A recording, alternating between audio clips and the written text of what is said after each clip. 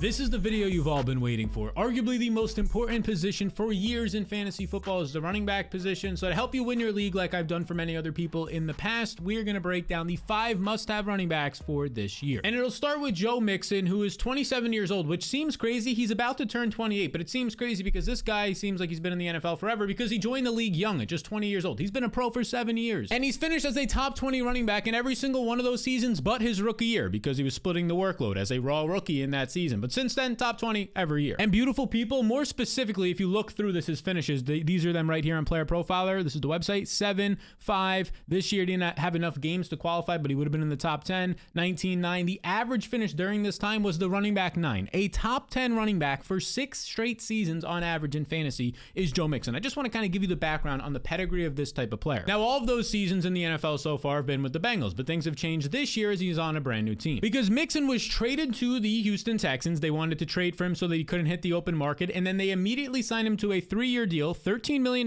guaranteed, significant money for this day's running back market, with a contract up to about $20 million, $19.75 million. This is significant money. They wanted to trade for and sign Mixon over Devin Singletary, who gave them good usage last year because they value Mixon even higher. Now, here's the thing. When we're talking about fantasy football, a lot of people reference the dead zone of the running back position, like rounds 5, 6, 7, and that's where Mixon is in drafts right now, and I can see why people believe as an aging running back he could be considered a dead zone back, a guy you don't want. I mean, I'm not going to hide this from you. Last year alone, Joe Mixon was not all that efficient. If you see right here, he averages 4.6 yards per touch. Okay, it's 36th in the NFL. Not atrocious, but not great. He was 34th in broken tackle rate. Okay, not atrocious, but definitely nowhere near great. In his breakaway runs, how much per carry he was seeing a 15-plus yard run? 41st. So he wasn't all that explosive on big runs. He wasn't seeing that many broken tackles, and his yards per touch was just meh. Look, that's not really all that encouraging, but here's the deal. There's a lot of running backs over the past couple of years alone, including Mixon himself, who have been producing pretty highly without the efficiency. Like we referenced earlier, his fantasy points per game, the last 2 years, the running back 11. The year before that, the running back 7. These were seasons where he wasn't all that efficient. We just showed you his metrics from last year, and he was number 11 in fantasy points per game because he's seen a big enough role, and he still possesses the running back cheat codes despite his efficiency dropping. Now, what are those cheat codes? Well, we've talked about them in the past, and it's your ability to earn targets because receptions matter a ton in fantasy football for running backs, and also your ability to earn red zone volume. And plain and simple, last season, according to my fantasy blueprint, where we have tracked this red zone, these cheat codes, the red zone and the targets, Joe Mixon was number 3 in the NFL, 135 overall red zone touches and targets. Only Tony Pollard and Christian McCaffrey had more, and I believe that this is going to continue as a member of the Texans because there's really no stiff competition. This is Joe Mixon's competition right now, right? And keep in mind, they traded for and signed him to a deal immediately in significant money. It's Dameon Pierce, who struggled in year 2 last year to even earn 2.5 yards per carry, got beat out by Devin Singletary, who again, the team just ended up signing Joe Mixon over Singletary. A late round rookie in Jawar Jordan I'm not concerned with. J.J. Taylor might not even make the team, probably more of a special teams player, undersized player, former New England Patriot. And some people might start to push back or see things on Twitter and get into the comment sections about, oh, but the coach mentioned Dameon Pierce is going to be involved. And I saw that same tweet. The Coach Speak Index is great on Twitter. He says DeMeco Ryans on Dameon Pierce. You can see the quote right here. He has everything it takes to be a really good running back for us. Yeah, he made it to the NFL. Yeah, he was a 4th round pick. He's obviously in his rookie year was solid. He could be a really good running back. That makes sense. We already know that. I think having him and Joe Mixon as a 1-2 punch will be very beneficial for us. Now, here's the deal. People are jumping up and down. Oh, it's a split backfield. People are getting worried.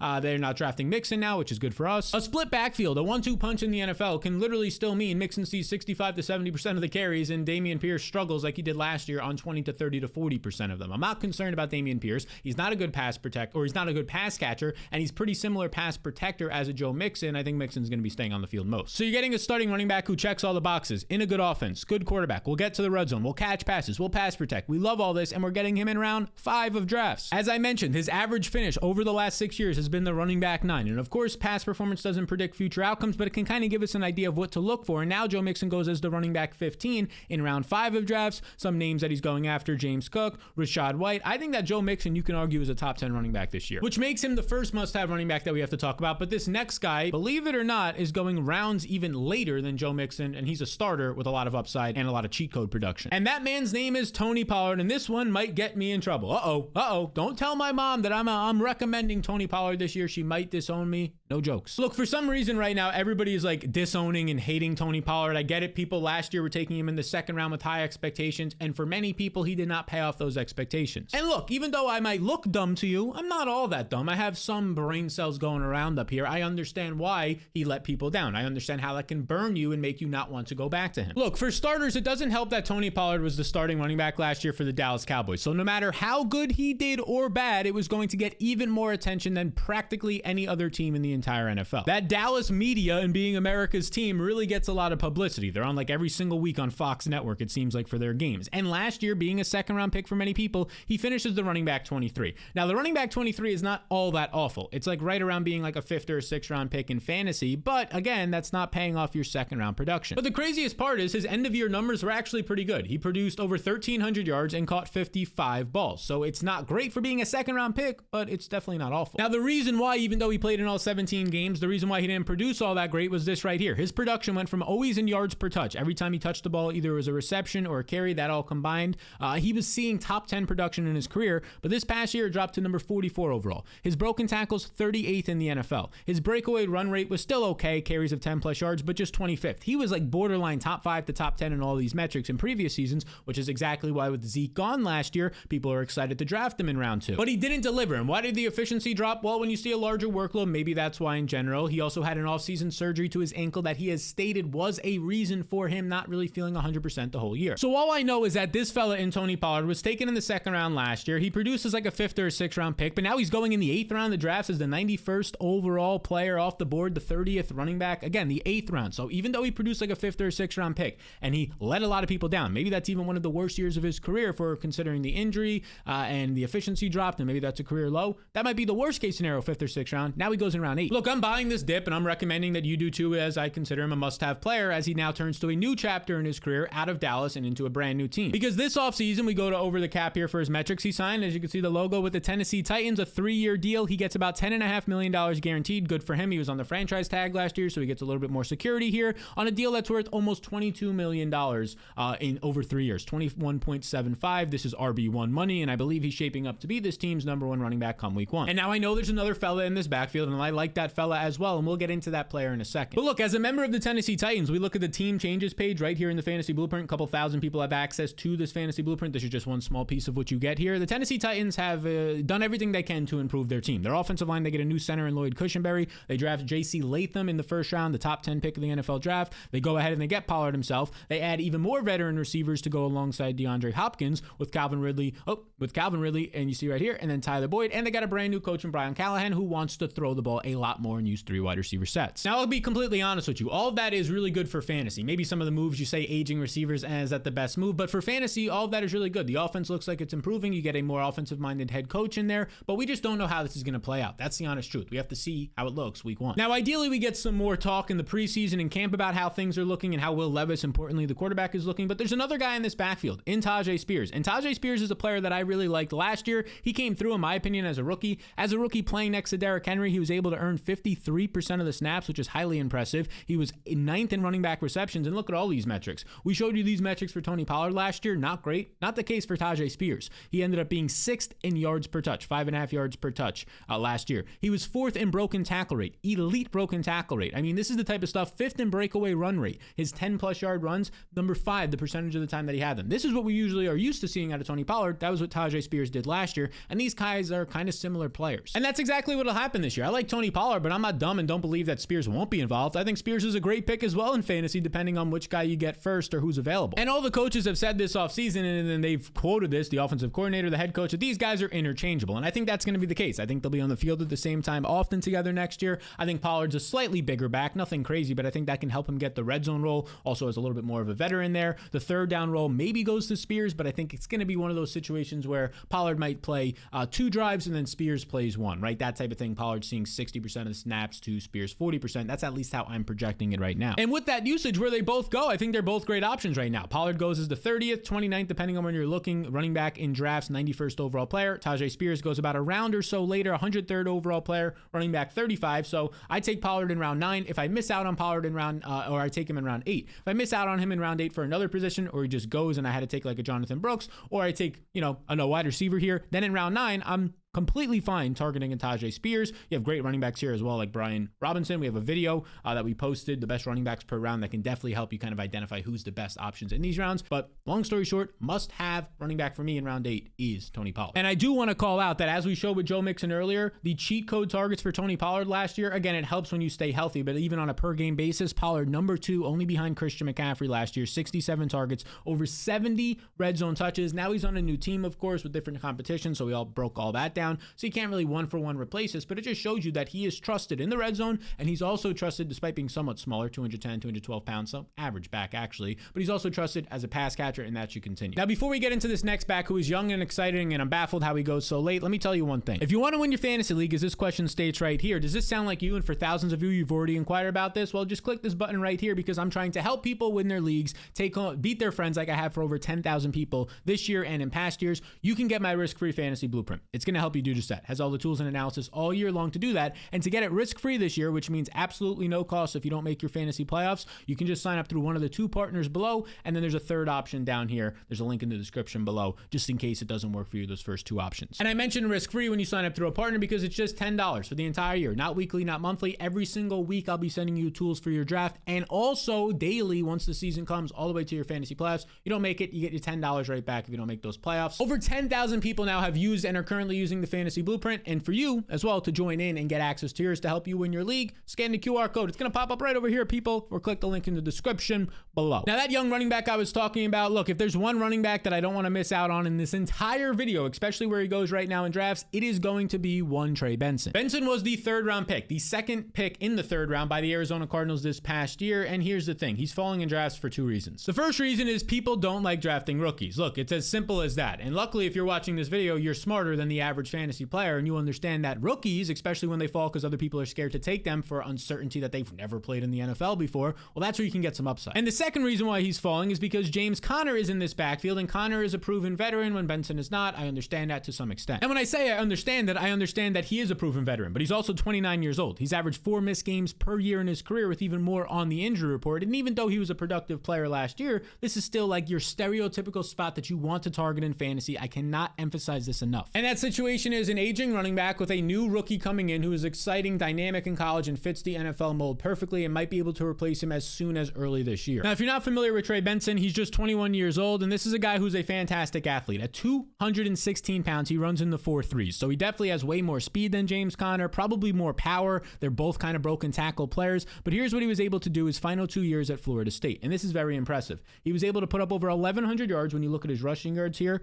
of about 900 to 1,000 a year, and then also his receiving yards right here. He was able to average over 1,100 yards per year, but in 2022, this is the big one. This was the season where he set records in college football, 2022, and here's why. He broke the PFF record for elusiveness, which translates to broken tackles per touch. That's how good he was at breaking tackles, and the impressive part is he did this after coming off of an ACL injury the year before. And as I mentioned, he has 4.39 speed, and you can see this clip here. This is just to highlight how good this guy is in the short area and breaking tackles. If you watch this clip, there's 1, there's 2, there's 3, there's about 4 to 4.5 broken tackles in this clip because of the guy's power, his strength, one of the strongest running backs. You combine that with the rare combination of power, speed, and size, and the guy knows how to play the position. I think he's a great talent. And as I mentioned, he's a rookie, so he's a young player. He's 21 right now, will be 22 when the season starts, so he's going to be over 7 years younger than James Conner, and that is going to show on tape. I know Conner has been good the last 2 years. I know he had over 1,200 yards last year. I know he was able to catch passes last year. Eventually, it falls off. This is a guy who has missed, like I said, on average 4 games per season, and a 7-year difference. You're going to be able to tell right away in practices for the coaches that this dude is different. So when I look at Trey Benson, this rookie going in round 10 right now of drafts, the 111th player off the board, I'm absolutely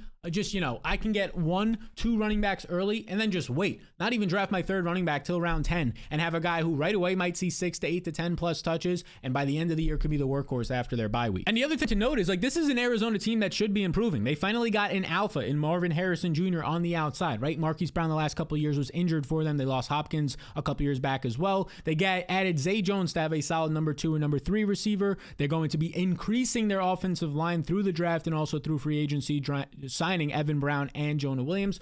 Obviously, you get the return of the second year of this offense under Kyler Murray as well with this new offensive coordinator. So this is all a good thing in my opinion. Now, like I mentioned earlier when I showed some of the coach speak about how the Houston Texans were hyping up Dameon Pierce to an extent, that's exactly what we're getting right now with James Conner. And again, it makes sense. I see a lot of people re-quoting and it popping up on my timeline. This one right here, it has 80,000 views. So of course, some people saw it. Roto World Football, who is an incredible site. They post a lot of information, but this time of year, like a lot of news organizations, they're just putting out stuff to put out stuff and get some clicks. Arizona beat James Conner to see the starter's workload. Okay, people are freaking out about this and saying, oh no, Trey Benson's falling. Let's think about this. James Conner, the productive veteran running back who's been great the last 2 years for Arizona, is going to start the season to get the workload. Yeah, no crap. That's why Trey Benson's going in round 10 already. We already know this. You're just posting information we know, and people are thinking that it's new information. Like, yeah, the rookie taken in the third round when James Conner is there is not immediately going to be starting over him week 1. Now, he might by the time preseason comes and you start to see some more usage, but at this time in early July or whenever you're watching this video, of course, it's not going to be James Conner losing his entire workload to the rookie that just got to camp. It's just important to not double count or triple count some of the stuff we already know, because I think that's why these guys are falling. And hey, for us, we'll take Trey Benson in round 10. He's a must-have running back for me. Now let's go from a running back that's a rookie, a young player, to a proven veteran who still is being slept on. It seems like he's slept on almost every single year in fantasy, which is kind of crazy to say because most years he's a first round or at the very worst second round pick, but this year he's now going in round 3. And here's the thing, Derrick Henry is now a member of the Baltimore Ravens. And let me show you something. He currently has a rushing touchdown projection. You can see right here for rushing touchdowns, not even receiving touchdowns,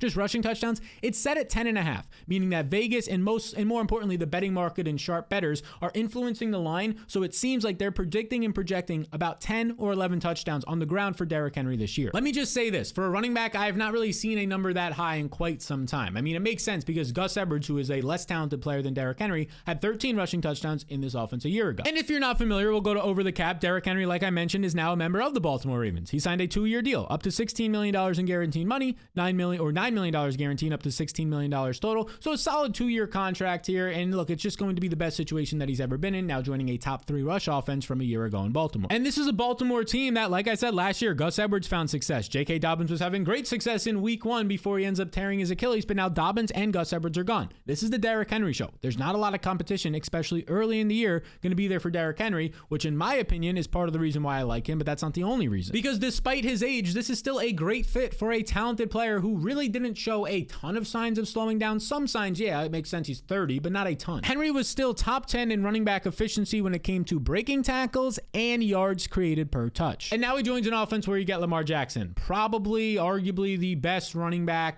quarterback in NFL history. And some people might be like, oh, he's going to steal so many carries and touchdowns from Derrick Henry. I disagree. We've talked about it in the past, but when you have Lamar Jackson back there, the linebackers have to freeze. The defense, to an extent, has to freeze and see, is he actually going to hand the ball off? When that's the case, you give an extra second, half a step to Derrick Henry to get downfield and hit his hole before the linebacker's there. That's going to matter a lot. And Lamar Jackson wasn't running the ball a lot inside the 5-yard line last year. And this offseason, Lamar has slimmed down even more, so I don't think he's going to be running all that much in the red zone, especially when you get a 240-pound running back in Derrick Henry back there. Now, so far this offseason, all the talk has been great. You can see here, this is just one piece of it. John Harbaugh, the head coach, was asked on the Rich Eisen show, what's the role going to be for Derrick Henry? And he basically bluntly said, I think it's going to be what it's looked like when he was in Tennessee, him running for a lot of yards. That makes sense. This offense, even though they got a new offensive coordinator in Todd Monken, who likes to throw the ball more last year, they're still leaning on a running attack. They're still leaning on Lamar Jackson plus enter RB here to have production. And this year, that guy is Derrick Henry. And the most important part that people are missing is that this Baltimore team is really good. They got to the Final Four last year. They rarely trail by 7+ points like the Tennessee Titans did pretty often last season, and that hurt Henry because he had to come off the field in those situations. But if you look at the 11 games where Tennessee was in a close game or leading last year, it gives you a better idea of what to expect from Henry. In those games, Henry averaged 20.3 touches, 87 total yards, and 16.1 fantasy points. All of these numbers were top 10 production at the running back position, which usually means you're drafted at the early beginning of the second round or at the very worst, the late second round. But despite this, you're getting Derrick Henry right now going as a 27th overall pick in half PPR formats. That's the third round. I've seen him go somewhere around pick 30 often as well in drafts if you're in a PPR league. But as I mentioned, to me, his production from last year in the situation this year has him as an early second round pick. I think he's arguably a top 10 running back for sure, and even arguably like a top 15 overall player this year. And then you look at the competition, like who's going to take touches from him? Not Rasheen Ali, a rookie, not at all, in my opinion. Justice Hill's never never been able to carve out a larger role outside of maybe some passing downs.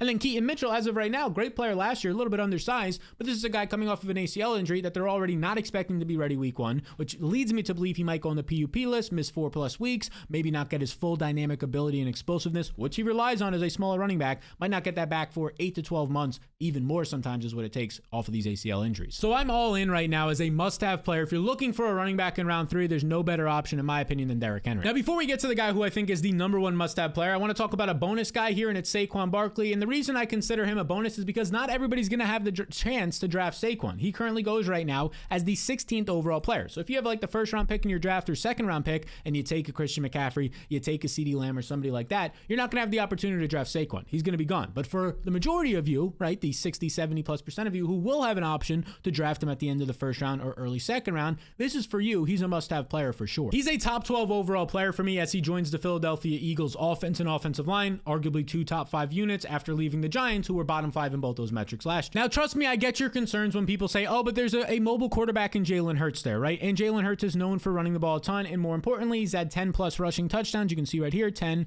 13, and 15 the last 3 years. He's been an absolute monster on the ground. He's going to steal touchdowns from Saquon, and he's also not going to check down to Saquon. I get those concerns. But the overall better offensive situation is going to have to be factored in. You can't just point out the bad things. You have to talk about the good things, and this next tweet is another one of those good things. Josh Norris on Twitter, you can see over here, he ended up retweeting this, or he reposted it, and it says this right here from Klefta. I love Saquon this year because of this one stat right here. In his 6-year career, in the fourth quarter, he's only been up by 8 points for 19 total carries. 19 total carries. So less than 20 times in his 6-year career was he carrying the ball with a big lead in the fourth quarter. On the Philadelphia Eagles, that's going to change, and you can see the tweet right here. Last year alone, the last 2 years alone, the running backs for the Eagles have combined for 109 carries. 109. 5 times as many carries and 3 times as less time that Saquon has had. Now, I get that might be a lot to follow, but basically what it means is that Saquon on this Eagles team is going to get to run out the clock in the fourth quarters. He's going to get to pick up 5, 6 more carries in certain games, potentially in the red zone, potentially a couple more checkdowns, and actually be in the field, on the field and used during this time. And the other concern I get from some people is like, oh, but what about the passing, the receptions? You're not going to check it down Jalen Hurts. What do you mean? Last year alone, Jalen Hurts checked it down. You can add it up right here. DeAndre Swift, 39 catches. Kenneth Gainwell, 30. That's 69 catches between the top 2 running backs. Overall, when you add in Boston Scott and Rashad Penny, 74 receptions for the Eagles running backs last year from Jalen Hurts. And now Saquon is there, getting paid to be the workhorse, going to be the workhorse. Probably not another running back all that much involved. I think Saquon can easily catch 60 to 60+ balls. The 74 balls that last year was caught by these Eagles running backs, that would have ranked top 5 last year in the NFL if it was one running back doing that. So I'm not too concerned about Saquon losing a passing game role, especially when that's an elite part of his skill set. So to me, Saquon Barkley, like if you can be at that end of the first round and you can get yourself like AJ Brown and Saquon on the same team, probably not the best way to go about it, but like a great wide receiver at the end of the first round, Amon-Ra St. Brown you can get and then still get a Saquon. Unbelievable start. Now, there is one running back for me who is like the overall must-have based on where he currently goes. But before we get there, over 60% of you are still not subscribed to this channel out of the viewers over the last 30 days. I get it. It's hard to remember. You're watching on your TV, watching on your tablet. But here's your nudge, because my goal by September 1st is to get that down to 50%.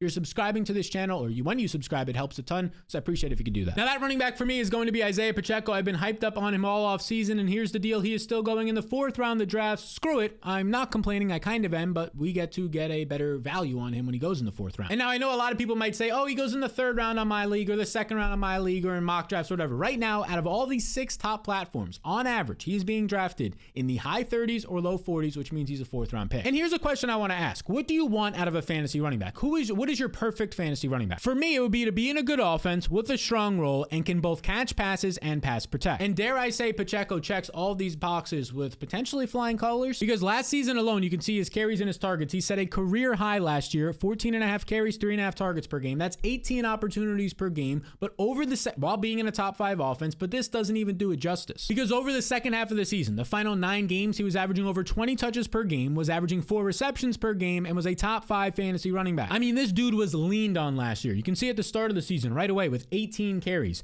18 carry performances, 15 plus every single week. But the second half of the season, when it really started to pile on into the postseason as well, if we scroll up a little bit here, look at this postseason run. 18 carries, 24 carries, 15 carries, 24 carries in the Super Bowl, not even factoring in that he was getting, games of 4, 6 receptions here. You can see right here, 6 receptions, 4 receptions, just absolutely elite production when they leaned on him that second half of the year. In the playoffs alone, he was averaging over 23 touches per game in the playoffs alone. And that was at the end of last year. And I think that's going to carry over into this year, because I expect this dude's competition to remain the same. The team only brought in Keontae Ingram and re-signed Clyde Edwards-Helaire to a low 1-year deal. We've already seen him beat out guys like Clyde Edwards-Helaire the last 2 years. And if anything, I think the receptions role for Isaiah Pacheco is only going to increase for these next 3 reasons. Number 1, Jerick McKinnon is gone. Number 2, Pacheco proved he could produce as a pass catcher last year. And number 3, the Chiefs' new offense will lead to more check down targets. And let's dive into point number 3 there, because their new offense, what does it mean? They upgraded their receivers, speedy receivers. First round pick, they traded up for Xavier Worthy, set the 40 time for NFL or for combine record for just a wide receiver or player's speed, and was a great producer in college. You get a wide receiver in Marquise Brown, a veteran receiver who's been productive each of the last 4 years when he's actually healthy, and a speedy receiver who also ran in like the low 4 or in the 4.2s as well. So now when teams are going to have to account for this speed that they didn't have last year, nobody was scared of MVS last year and the other receivers on this team. Now you have productive wide receivers who are going to go down the field. Safeties are going to have to play back. Attention is going to be a little bit more in the intermediate part of the field. It leaves the running lanes and the check down passes open for a guy like Pacheco. So plain and simple, we're getting a guy who has very little competition. He had an elite role last year in a great offense still, and his role is only expanding in my opinion. And we know that this guy can pass protect and also earn a red zone role. What's not to like? Right now, he is my favorite must-have running back, right up there with like a Trey Benson, is like number 1A, 1B, especially since he goes in round 4. If he rises up to round 2 or 3, still a good pick, but not as good. So these are my must-have running backs, but we only covered 5 or 6. There's guys that go in every single round that I think are good picks. And if you want to see the best running back in every single round of your draft, well, check out this lovely video right over here. You just like tap it, just click it, and then you go to that video and then you watch that and you see if you like it and you let me know. All right, peace.